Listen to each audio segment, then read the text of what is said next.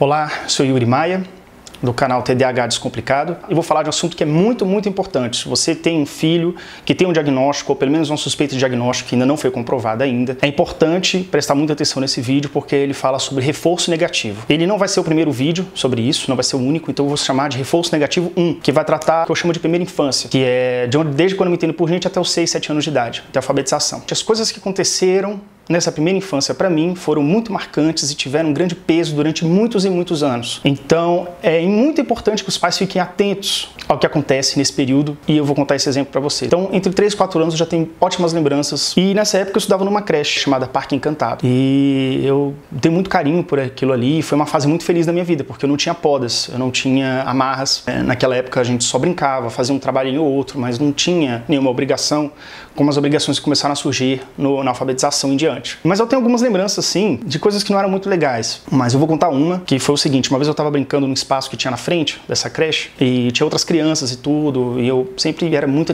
animado, muito agitado, corria, pulava, falava. Pelo que eu percebo hoje, eu acho que eu não dava muito sossego, tanto para as outras crianças quanto para os adultos que estavam presentes, né? E eu lembro com muito carinho da diretora da escola, chamada Sarita, que teve um dia que ela estava lá nesse pátio, nessa área fechada, é uma garagem, é uma casa adaptada.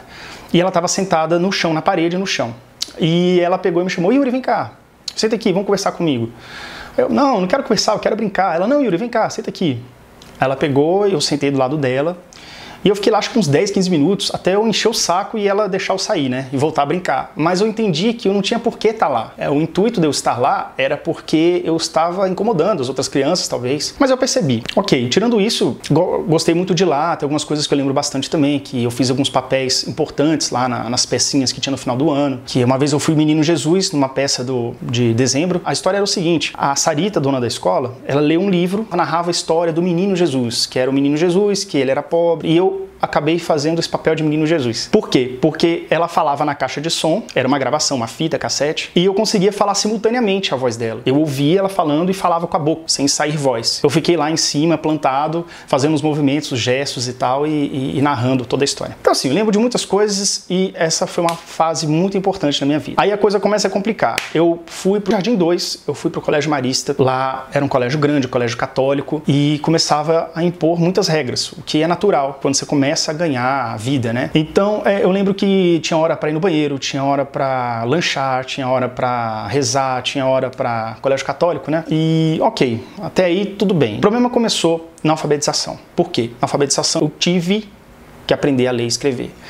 E aprender a ler e escrever era um saco. E eu simplesmente, naquela época, eu não tinha noção do que é certo e errado nesse sentido de obrigações. Então, o que pra mim era um saco e acabou. Então, não entra, não consigo fazer e pronto. Então, eu tinha um problema de copiar as coisas do quadro. A gente tinha sempre que copiar lá. Por exemplo, Colégio Marista de Brasília, 24 de março de 1990. Matemática. E tinha que copiar os textinhos lá, copiar e fazer. E acontece que eu não dava conta de fazer isso. Eu sempre parava no cabeçalho, sempre mesmo. Porque era um saco, era chato, era penoso e eu não conseguia fazer. Eu parava ali e ficava viajando, ficava olhando para outras coisas, ficava conversando, ficava tumultuando. Eu tinha uma mania também de soltar piadas, assim. Eu acho que eram piadas muito boas, porque a turma inteira gargalhava com as coisas que eu falava. Enfim, então acabava que eu não copiava, eu tumultuava a aula da professora, e isso começou a me gerar problemas. Quanto a esse negócio de copiar, eu lembro uma vez que minha mãe trabalhava o dia inteiro, chegava à noite, né? Então à tarde eu ficava em casa, fazia meu dever de casa, deveria fazer, né? E à noite minha mãe chegava. Teve um dia que ela foi verificar minhas coisas, né? E aí, copiou, fez, como é que tá? Ela olhou meu caderninho e viu lá, primeira disciplina, né? Português, Colégio Marista de Brasília, o cabeçalho lá, a data de hoje. Ela olhou pra mim e virou pra assim: por que você não copiou? Brigando. Porque não sabia o que dizer. Eu não tinha o que dizer, eu não copiei porque não. Aí tá, aí ela ficou com sangue quente, aí ela virou matemática. Colégio Marista de Brasília, não tinha mais nada. Virou pra mim: por que você não copiou de novo? Aquela altura eu já estava suando frio, porque eu sabia que ela ia passar as próximas 2 disciplinas do dia e não tinha copiado nada. Então eu já estava lascado. E foi dito e feito, ela virou, olhou as outras duas lá disciplinas e não tinha nada copiado no seu cabeçalho. E ela pegou e me bateu e eu fiquei muito chateado com aquilo, lógico. E não era isso que ia fazer eu copiar. Eu não consegui copiar porque era realmente uma coisa muito maçante, era uma coisa que não despertava nenhum interesse e exigia um esforço absurdo. Bom, esse não foi o principal problema. Tinha uma professora, isso na alfabetização, como eu estava dizendo. O nome dessa professora era a professora Gisele. Dou nome aos bois aqui. A professora Gisele, eu gostava muito dela, porque ela era carinhosa com os alunos e tudo, mas assim, ela reclamava de mim, porque eu era um menino muito danado, que tumultuava a aula, que soltava piada.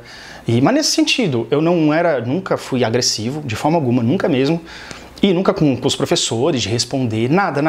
Então eu acho, pelo que eu me vejo, que eu lembro, eu era um anjo, era uma pessoa, um menino legal, carinhoso, que acabava interferindo no limite das outras pessoas, tumultuando a aula dela. Eu lembro de um episódio que eu preciso falar pra vocês. Eu era da turma G e a Moema, que era uma outra professora que tá lá, ela era bem mais velha, a Gisele era novinha, devia ter os seus 20 e poucos anos, pelo que eu me lembro, e a Moema já era tipo 40 e tantos, 50 talvez, naquela época. Então, era da turma E ou F, do Jardim 3. Eu lembro de um dia que acho que a professora já estava nervosa, a minha professora Gisele já estava nervosa. E eu acho que soltei uma piada, uma coisa, foi uma piada fantástica. Todo mundo, ela estava querendo explicar alguma coisa, eu não estava copiando, para variar. E eu soltei uma piada que foi sensacional, pelo feedback que eu tive dos alunos. E eu lembro que ela virou para mim, eu estava sentado na frente no canto, com uma cara de brava, de ensandecida, espumando, porque eu tinha mais uma vez atrapalhado a aula dela. E ela pegou e saiu de sala, sem falar nada. E eu falei, bom, o que foi que eu fiz? Né? Alguma besteira eu fiz. Aí, assim, a sala de aula eram 35 alunos e numa porta era a saída e entrada da sala e na outra porta, na outra extremidade, era o banheiro. E eu lembro que eu saí correndo e me escondi no banheiro. E eu lembro que essa professora Gisele, a minha professora, chamou essa professora Moema e ela entrou na sala e foi em direção ao banheiro. E eu tava com o banheiro com a porta entreaberta e eu tava olhando pela fresta que junta da junção da porta. E eu vi ela se aproximando. E eu falei, bom, né, beleza. Espero que ela não me veja, né, a minha cabeça inocente. Então ela entrou no banheiro e eu estava de costas para ela, virado para a porta. Ela entrou no banheiro, pegou e me virou 180 graus de forma abrupta e me sacudiu. Ela me sacudiu, ela não me machucou, eu lembro que não me machucou, mas ela me sacudiu e dizia coisas assim como quem está brigando com um cachorro, gritando sem gritar. Por que você faz isso? Por que você não fica direito? Por que você... alguma coisa assim, palavras pesadas, palavras de forma grosseira. E eu lembro que eu fiquei em pânico. Eu comecei a gritar e chorar desesperadamente, porque foi uma violência absurda aquilo ali. Essa história até pouco tempo me deixava abalado até hoje, não mais hoje. E assim, eu comecei a chorar e tal, e ela pegou e me pegou pela mão e me puxou. Na hora que eu saí do banheiro, nós dois, eu chorando, com muito susto, com muito medo daquela situação, e a turma inteira parada olhando pra mim, todos olhando pra mim. E fui andando de volta. A professora Gisele estava lá na frente, onde ela estava dando a sua matéria, ela estava olhando pra mim, ela estava também atônita, como todos, olhando para aquilo parada, sem dizer nada, todos parados. Eu fui andando até onde eu estava sentado, peguei minhas coisas, essa professora Moema falou, tá, pega suas coisas aí. Eu peguei, arrumei, tirei meu caderno, botei de volta, peguei minha lancheira e tudo, e acompanhei ela para fora de sala. E eu saí e fui levado por ela até a sala dela, que era na turma E. E eu já tava assim, tava chorando, mas eu tava já seco, tava tentando evitar as lágrimas, porque eu não queria ser visto, eu tava sendo exposto ali no corredor. E eu lembro que eu cheguei lá na turma dela, eu, com a minha mochila, no meio do dia, e ela simplesmente falou assim, turma, pessoal, esse aqui é o Yuri, ele vai assistir conosco agora as aulas, daqui pra frente, e deem boas-vindas pra ele. E eu assim, eu olhando aquilo assim, com o olho com lágrimas, sequei, né, tentei secar e fiz um sorriso amarelo de, sou um novo aluno. Gente, eu juro, isso foi em 10, 15 minutos, em 10 minutos, tudo isso aconteceu. E eu olhando aquilo ali, eu falei, beleza, senta ali no meio. Aí eu sentei ali no meio e fiquei até o final da aula ali, refletindo sobre aquilo, naquela turma estranha, naquela situação estranha, me sentindo mal, me sentindo uma pessoa, né, porque eu fui capaz de criar a ira na professora, nas duas. Bom, fui pra casa, não contei nada pra minha mãe, óbvio, porque se eu contasse pra minha mãe eu ia apanhar mais, porque afinal eu sou um um criminoso mirim que faz tudo errado. Então eu fiz tão errado daquele dia que eu acabei sendo expulso de sala aos 6 anos de idade. No dia seguinte, todos os alunos chegavam cedo, né, e tinha um determinado horário que tocava o sinal. Então a professora de cada turma ficava na frente e os alunos eles iam sentando em fileira na frente da professora. Né? Quem fosse chegando vai sentando em fileira, perninha de índio, tal, cruzada, até quando eu tivesse todos os alunos eu tocasse sinal, a professora pegava pela mãozinha do primeiro, ia fazendo, tipo, cada um dava a mão pro outro e eles iam de mão dada subir pra sala, né? E eu lembro que eu cheguei no dia seguinte, tentando absorver tudo aquilo, não contei nada pra ninguém, e eu cheguei quase atrasado, então eu fui o último a chegar. E eu cheguei e sentei no final da minha fileira, a fileira da turma G. Sentei lá e eu avistei lá na frente. A professora Gisela me olhou, sentando, e falou assim, não, Yuri aqui não. Yuri aqui não quero na minha turma. Aí eu fiquei parado, né, esperando, e eu lembro que alguém falou pra mim, eu não sei se foi a Gisele ou foi a Moema. Aí eu acabei mudando de fileira e tive que sentar na fileira da outra turma. E simplesmente foi isso que aconteceu. A partir daquele momento eu comecei a frequentar a outra turma, sem mais nem menos. Bom, eu vou terminar de contar essa história mais pra frente, na segunda etapa. Então assim, o que eu quero deixar como mensagem desse primeiro vídeo, tá, dessa série, é o seguinte: a questão do reforço negativo. Começou mais ou menos nessa época. Eu me via como uma pessoa errada porque eu não estava adaptado aos padrões da maioria dos alunos. Todos são assim? Não, nem todos são assim, eu entendo isso.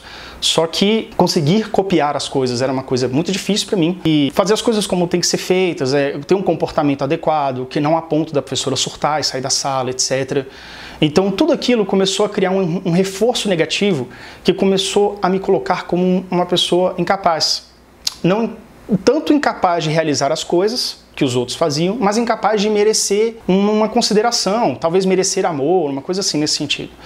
Então assim, é muito complexo, vai dar para fazer outros vídeos, mas espero que a história tenha sido boa, que não tenha sido maçante, e realmente eu espero que vocês tenham assistido até o final, principalmente pais e educadores, porque pequenas coisas que podem acontecer na vida de uma criança que já passa pelo problema de estar não adaptado a um mundo que ela não é adaptada, né, de estar tendo que viver num mundo que é muito difícil encarar como uma criança mais próxima do padrão, né? E essas coisas criam um reforço negativo que realmente é uma coisa que pode ser bem ruim, bem devastadora para a vida dessa criança. Claro que não é bem assim, né? Eu não me matei, eu tô aqui vivo, tô sadio e entendo essas coisas que aconteceram comigo e já digeri isso completamente.